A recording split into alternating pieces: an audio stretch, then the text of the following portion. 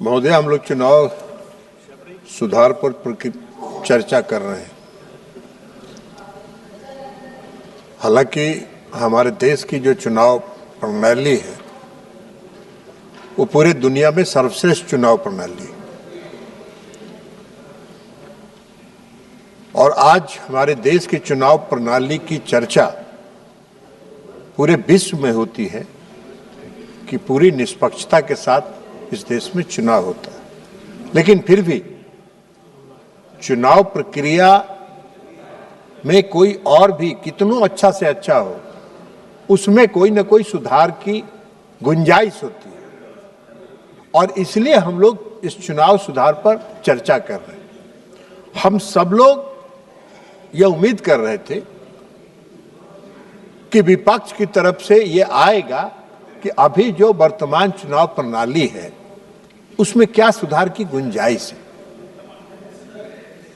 और क्या बेहतर बनाया जा सकता है, तो यह चर्चा उस पर सीमित होनी चाहिए थी। लेकिन हम सुन रहे थे कांग्रेस पार्टी के हमारे साथी मनीष तिवारी जी का भाषण। मनीष तिवारी जी, छोड़ दीजिए ना भाई आप। मनीष तिवारी जी वकील भी और वरिष्ठ वकील है। कम से कम जब उन्होंने चर्चा प्रारंभ किया तो मुझको लगा कि कोई सकारात्मक सुझाव इनकी तरफ से आएगी और ऐसा कोई सुझाव देंगे जिससे चुनाव की प्रणाली में और क्या सुधार की गुंजाइश किया जा सकता है। लेकिन उनका भाषण जब हमने सुना तो मुझको आश्चर्य हुआ कि एक वरिष्ठ अधिवक्ता होते हुए भी जिन सवालों को उन्होंने उठाया उस सवाल का इस सदन से कोई लेना देना नहीं है। उन्होंने चर्चा प्रारंभ किया चुनाव आयोग पर। महोदय, आप सबको मालूम है, हम सबको मालूम है कि चुनाव आयोग एक संवैधानिक संस्था है और संवैधानिक संस्थाओं के कार्यकलाप पर हम यहां चर्चा नहीं कर सकते हैं। लेकिन फिर भी वो चुनाव आयोग के कार्यकलाप पर चर्चा कर रहे थे, अब उस पर प्रवचन दे रहे थे। अभी नहीं है, चले गए। लेकिन हम समझते हैं, मैंने हमको आश्चर्य हुआ इस बात से कि मनीष जी जैसा विद्वान आदमी, पढ़ा लिखा आदमी, जिसको संविधान का पता है, वो भी चर्चा कर रहे हैं। तो इसलिए उन्होंने चुनाव आयोग के सवाल पर चर्चा किया जिसका यहां कोई गुंजाइश नहीं है। हाँ, उन्होंने कहा कि चुनाव आयोग को प्रभावित किया जाता है। चुनाव आयोग को हम लोग प्रभावित नहीं करते हैं। इस देश के प्रधानमंत्री आदरणीय नरेंद्र मोदी जी की सरकार कभी किसी संवैधानिक संस्थाओं के कार्यकलाप में कोई हस्तक्षेप नहीं करती है। आप करते थे। अरे वाह भाई वाह, आप कुछ बता दें। आप जिसके साथ गलमहियां लगाए हुए हैं, गिल साहब उदाहरण है इस देश में। गिल साहब मुख्य चुनाव आयुक्त थे और मुख्य चुनाव आयुक्त से हटते राज्यसभा में पहुंच गए और कांग्रेस सरकार में मंत्री बन गए और आप कह रहे हैं प्रभावित करते हैं। कोई उदाहरण है क्या? कोई उदाहरण है कि मोदी जी की सरकार में किसी संवैधानिक संस्था में बैठे लोगों को राजनीतिक रूप से कहीं से जोड़ा गया हो? नहीं है। यह काम आप करते थे। उसके आगे भी कह बता देंगे कि जो सर्वोच्च न्यायालय में बैठे हुए एक जज थे, उनको भी राज्यसभा में लाए थे, कांग्रेस पार्टी ने लाया था। तो इसलिए वो छोड़ दीजिए। ये काम आपका है और ये काम मुख्य तौर पर आपका नहीं है। आप तो नहीं है, आप बेकार उसमें कर रहे हैं। उनके साथ ज्यादा मत सटिए, नहीं तो बिहार में जो हालत हुआ है वही वहां भी होगा। इसलिए उधर मत सटिए, थोड़ा दूर रहिए। डिस्टेंस बना के रखिए। तो इसलिए महोदया हम कह रहे हैं कि मनीष तिवारी जी ने चुनाव आयोग पर, हमारा काम नहीं है वो, यह संसद पर चुनाव आयोग के कार्यकलाप पर चर्चा नहीं हो सकती है, लेकिन फिर भी बोल रहे हैं, विद्वान है तो बोल रहे हैं। अब विद्वान को कौन रोकेगा भाई? विद्वान है तो जो बोलेगा वही विद्वता में माना जाएगा। अब आप एक बात बताइए कि उन्होंने एसआईआर की चर्चा की। एसआईआर का चर्चा करने का ये सदन में हमको चर्चा करने का हक नहीं है। ये हमारा सरकार का फैसला नहीं है, ये मोदी जी की सरकार का फैसला नहीं है एसआईआर कराने का, ये चुनाव आयोग का फैसला है। और संविधान ने चुनाव आयोग को यह दायित्व दिया है कि बेहतर से बेहतर व्यवस्था को सुनिश्चित करने के लिए वो अपने कार्यकलाप को चलाए, और इसलिए एसआईआर कराने। लेकिन एक नागरिक की हैसियत से हम चुनाव आयोग ने जो किया है हम उस पर नहीं कर रहे, लेकिन एक मतदाता की हैसियत से अभी हमारे राज्य में, बिहार में भी एसआईआर हुआ है, तो एक नागरिक की हैसियत से हमको जो अनुभव है कि अगर स्पेशल इंटेंसिव रिवीजन अगर चुनाव आयोग कर रहा है किसी भी दृष्टिकोण से, वह गलत नहीं है, वो 100% सही है। क्या कहा चुनाव आयोग ने? चुनाव आयोग ने क्या कहा है कि भाई 2003 में एसआईआर हुआ था और 2003 के बाद हम एसआईआर करा रहे हैं। 2003 के बाद जो जो लोग मतदाता सूची में आए हैं उनको 11 विकल्पों के साथ, इस देश के हम नागरिक हैं, हम इस देश के नागरिक हैं, इससे संबंधित एक प्रमाण पत्र जमा करिए। हम अगर इस देश के नागरिक हैं और हमको चुनाव आयोग कह रहा है कि आप नागरिकता का अपना प्रमाण पत्र दीजिए, तो हमको क्या दिक्कत होगी? हमको क्यों परेशानी होगी? मैंने भी इस बार एसआईआर हुआ, हमने भी फॉर्म जमा किया, सारे प्रमाण पत्रों के साथ हमने किया। अब इनके लिए दिक्कत है कि जो इस देश का नागरिक नहीं है। महोदय, हम आपको एक बात बता देते हैं, जब एसआईआर की प्रक्रिया शुरू हुई तो बिहार में 2 जिले ऐसे हैं जिन जिलों में 5 लाख लोग से ज्यादा लोगों ने 3 महीने में नागरिकता प्रमाण पत्र के लिए आवेदन किया। वो कौन थे भाई? कौन थे वो कौन थे? और अगर ऐसे लोगों को सत्यापित करने का काम चुनाव आयोग कर रहा है तो चुनाव आयोग क्या कर रहा है? एक नागरिक की हैसियत से हम इस बात को कह सकते हैं। 11 विकल्प में आपको एक विकल्प भी दे सकते थे। यह चुनाव आयोग का दायित्व है। और फिर आप एसआईआर पर चर्चा कर रहे हैं। एसआईआर पर तो सारा मामला सुप्रीम कोर्ट में बहस हो चुका, तो फिर यहां काहे के लिए बहस कर रहे हैं? आप मनीष तिवारी जी वरिष्ठ अधिवक्ता है, सुप्रीम कोर्ट में वो सारा तर्क आप जाके रखते, लेकिन नहीं किया आपने। आप एसआईआर का चर्चा कर रहे हैं, आप ईवीएम का सवाल उठा रहे हैं। Electric voting machine, electronic voting machine, जरा मनीष तिवारी जी को यह भी बताना चाहिए था कि डॉक्टर मनमोहन सिंह 10 वर्षों तक इस देश के प्रधानमंत्री रहे। किस चुनाव प्रणाली से वो जीत कर यहां आए थे और यूपीए की सरकार में, संसद में सरकार चला रहे थे 10 वर्षों तक? इसी ईवीएम प्रणाली से, इसी ईवीएम प्रणाली से। आप अगर 10 साल तक सरकार चला लिए, आपको अगर 10 साल तक बिहार देश की जनता ने आपको अगर सत्ता में बैठा दिया तो ईवीएम ठीक है, और लगातार प्रयास करने के बाद भी आपको जनता स्वीकार नहीं कर रही है तो ईवीएम गलत है।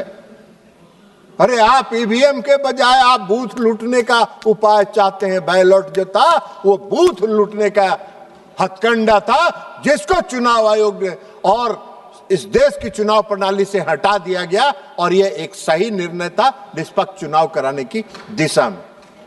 आप ईवीएम पर सवाल उठाते हैं।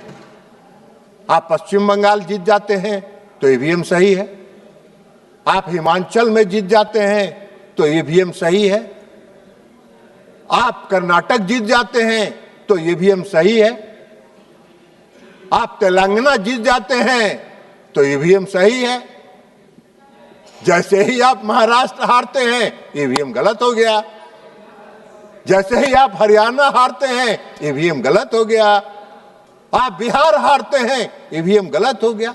कौन सा मापदंड चलाते हैं? आपका यही दोहरा चरित्र जो है इस देश के लोग पहचानते हैं, और आपके दोहरा चरित्र जो है उस पर कभी देश के लोग भरोसा नहीं करते। यही कारण है। अब मनीष तिवारी जी बोल रहे थे एसआईआर पर।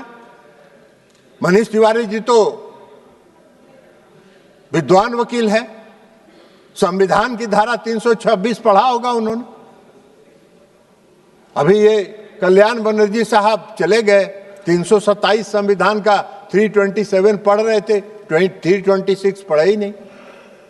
326 में संविधान के 326वें धारा में लिखा हुआ है इस देश का जो नागरिक होगा वही इस देश का मतदाता होगा, और चुनाव आयोग ने कहा कि आप इस देश के नागरिक हैं, इसको प्रमाणित करिए, तो गलत हो गए। तो संविधान की प्रावधानों के विपरीत आप चर्चा कर रहे हैं, आप संविधान के प्रावधानों के खिलाफ बोल रहे हैं। आप चाहते हैं कि संविधान के प्रावधानों के विपरीत आपकी मनमानी से यह चले। आप किसी भी प्रकार एन केन प्रकार जितना हथकंडा हो सकता है सब हथकंडा अपना के किसी तरह सत्ता पाने के लिए पूरा जुगाड़ कर रहे हैं, पूरा अभियान चला रहे हैं, लेकिन इस देश की जनता आपको स्वीकार ही नहीं कर रही है। वो जान रही है कि आप में कुछ है ही नहीं, कुछ बचा ही नहीं है, तो अब आप क्या करिएगा। तो इसलिए संविधान की धाराओं के खिलाफ वो कर रहे हैं। अब सवाल ये नहीं है, हम चुनाव सुधार पर चर्चा कर रहे हैं, लेकिन इन सबों का विपक्ष के जितने नेता हैं सबों का भाषण हमने सुना। सबों का भाषण चुनाव सुधार करने के बजाय चुनाव की जो वर्तमान सर्वश्रेष्ठ प्रणाली है उसको कैसे तहस नहस कर दिया जाए, उसको कैसे प्रभावित करने का रास्ता खोल लिया जाए, इसकी चर्चा कर रहे हैं। आप ईवीएम की चर्चा कर रहे थे, मनीष तिवारी जी कह रहे थे वोट देता है पता नहीं चलता। अरे भाई, आप वोट नहीं दिए क्या? हम लोग भी वोट दे के आ रहे हैं अभी। ईवीएम जब आप बटन दबाते हैं तो वीवीपैट दबता है, और वीवीपैट का जो सिग्नल है वो बताता है कि आपने किसको वोट दिया, और तब उसके बाद आप बूथ से बाहर निकलिए। आप क्या बात कर रहे हैं? कौन सा कुतर्क कर रहे हैं? हम सब लोग अभी दे के आए हैं। तो इसलिए आपकी पूरी मंशा है कि इस वर्तमान चुनाव प्रणाली को कैसे तहस नहस किया जाए, कैसे संवैधानिक संस्थाओं को अपमानित किया जाए, कैसे वर्तमान व्यवस्था को, चुनाव प्रणाली को जितना से ज्यादा प्रदूषित कर सकते हैं, प्रदूषित करने का आप लगातार आपका प्रयास है, और प्रदूषित करने का उद्देश्य से ही आप एसआईआर, आप ईवीएम, चुनाव आयोग ने तो कई बार कहा, खुला आमंत्रण दिया है कि अगर ईवीएम में छेड़छाड़ होता है तो कोई आके हमको प्रमाणित करके बता दे। आप कभी जाते ही नहीं है, आप कभी नहीं जाते हैं। जब चुनाव आयोग कहता है कि एफिडेविट करके दीजिए, तो विरोधी दल के नेता कच्ची गली पकड़ लेते हैं, कच्ची गली से निकल लेते हैं। तो ये कच्ची गली से निकलने के बजाय पक्की गली पकड़िए।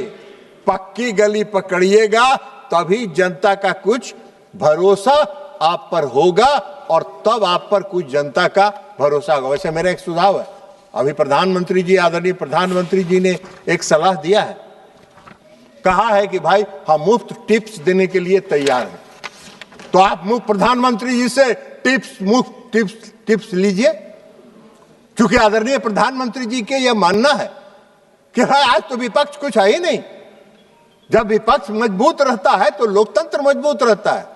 तो प्रधानमंत्री जी तो चाहते हैं तो कुछ टिप्स लीजिए, अकेले में जाइए, कोई प्रधानमंत्री जी किसी को बताएंगे नहीं, चुपके से आपको टिप्स दे देंगे और टिप्स लेके आ जाइए। और उस पर काम करिए। तो ये तो काम है नहीं। अभी बिहार चुनाव हुआ है, बड़ा चिल्पों मचा रहे थे। अभी माननीय विरोधी दल के नेता SIR पर पदयात्रा कर रहे थे, पूरे बिहार में भारी पदयात्रा कर रहे थे, और पदयात्रा में दरभंगा में गए तो इनकी रैली में इस देश के प्रधानमंत्री नरेंद्र मोदी जी को भद्दी भद्दी गालियां दी गई, उनके स्वर्गीय माता जी को भद्दी भद्दी गालियां दी गई।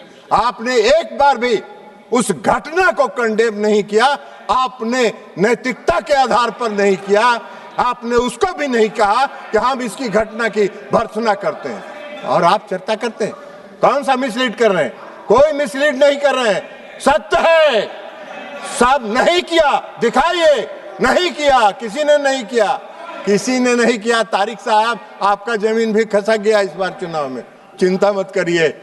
किसी ने कंडेम नहीं किया, किसी ने इसकी भर्त्सना तक नहीं की।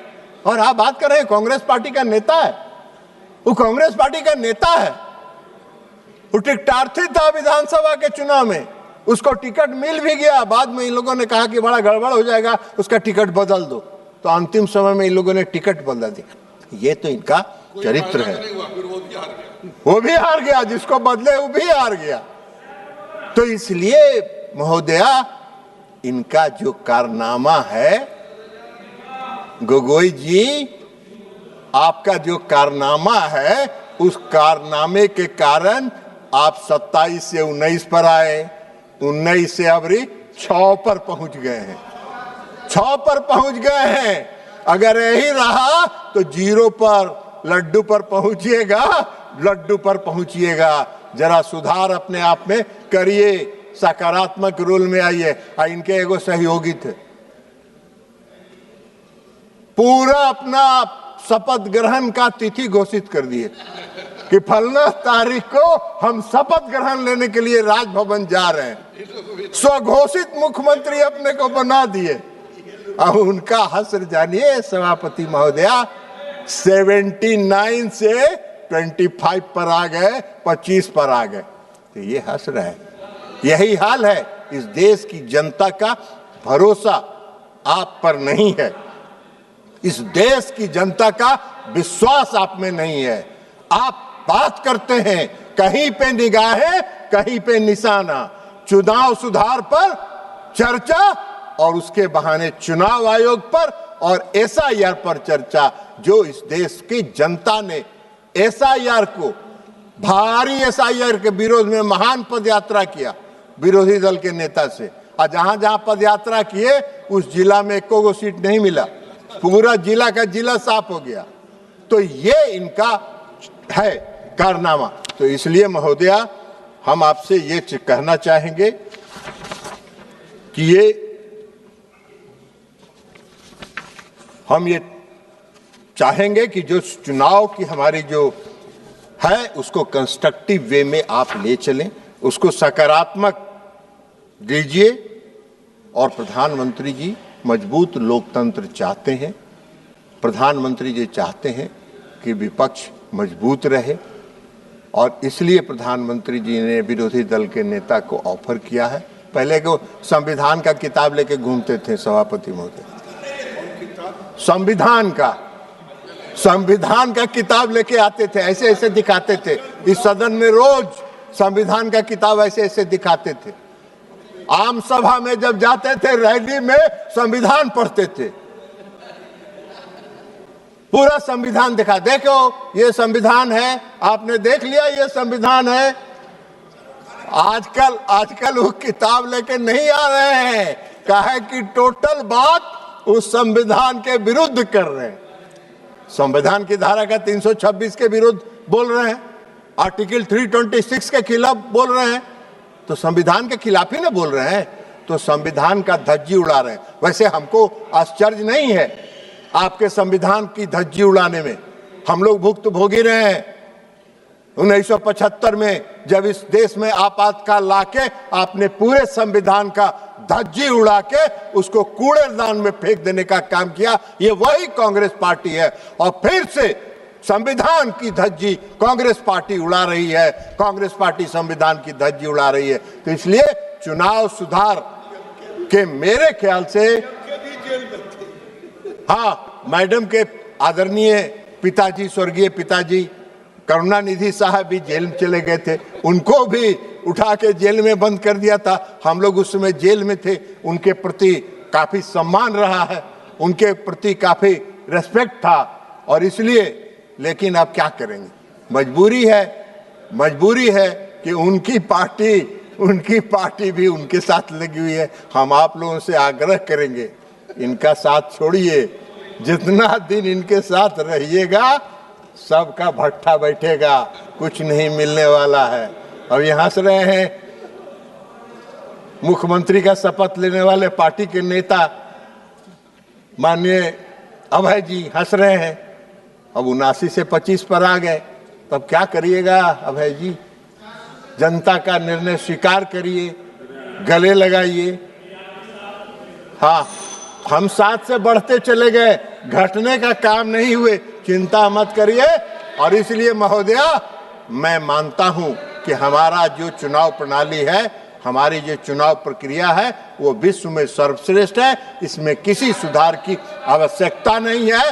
और जो विपक्ष की तरफ से यह लाया गया है, कहीं पे निगाहें, कहीं पे निशाना चुनाव सुधार के नाम पर संवैधानिक संस्थाओं पर हमला है, जिसको स्वीकार इस देश की जनता नहीं करेगी। बहुत बहुत धन्यवाद।